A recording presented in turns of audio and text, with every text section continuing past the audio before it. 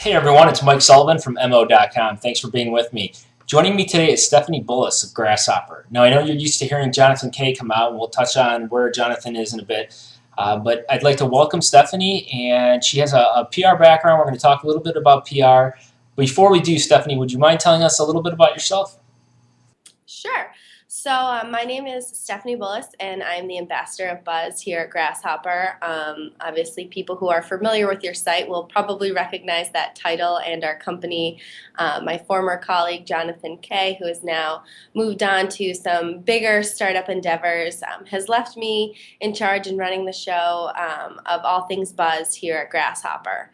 Prior to joining Grasshopper, I worked at a PR agency in Boston where I focused mostly on enterprise software, pharmaceuticals, and some startup clients. So I have a communications degree, a background in PR, and just a general love for people.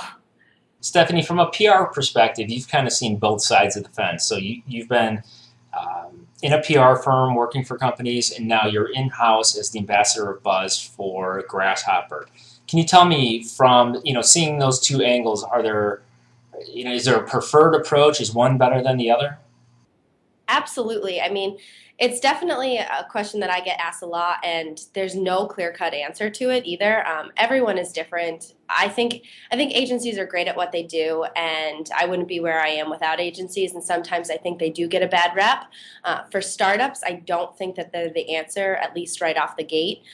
For a company like Coca-Cola, you'd be silly to not have an agency. But for a small company that's just trying to get on the radar, trying to get their first, say, 100 customers, the last thing you need is an agency that wants $10,000 a month in a retainer and will give you kind of just their lower level people that will get you one or two hits and call it a day.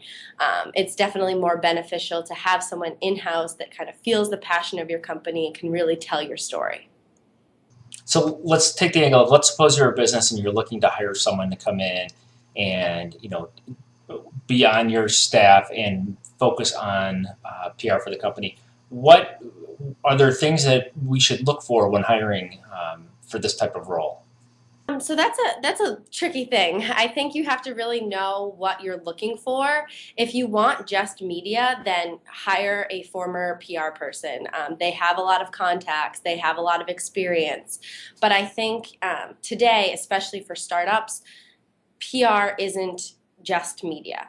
It is a lot more. It encompasses your customers, it encompasses your employees. It's really anyone that comes into contact with your brand in any way. You need to be having relationships with those people. So today's PR for startups is less about the media relations and getting on the cover of Wall Street Journal, which obviously is ideal, but it's more about generating personal relationships.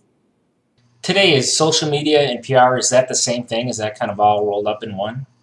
I think that there's a big difference there. I think people who say that they're social media experts, they're not necessarily PR experts. I think that they do overlap a little bit, but PR is definitely being able to tell your story in a compelling way and being able to connect the dots between what reporters are looking to write about and how your company can help their needs. Whereas social media is obviously another way to connect with reporters, and it's a form of connecting with people and getting your brand out there, but it's definitely not the same thing. Another thing I think that you need to keep in mind is no one can tell your story better than you. If you have a real story, even in your personal life, you would never go to a party and say to your friend, "Oh, I know you've told a party to or a story to the people at this party before. Can you tell my story for me?" That's just silly. And you want to. No one can. You can't teach someone your passion, and you can't teach someone exactly what you want to convey. That's something that needs to come from you and come from the heart. And that's what there's a struggle with that, because teaching someone at an agency your story, you're always going to miss a little bit of it. And when you're having conversations with reporters, sometimes you go off track. And as an agency, you know kind of all the bullet points of what your client wants to talk about. But as the CEO of a startup, you know everything from the struggles that got you to where you are to your successes. So teaching someone your passion and teaching someone your story, there's going to be something lost in translation. So having someone in-house that can actually feel the passion every day is so much more beneficial.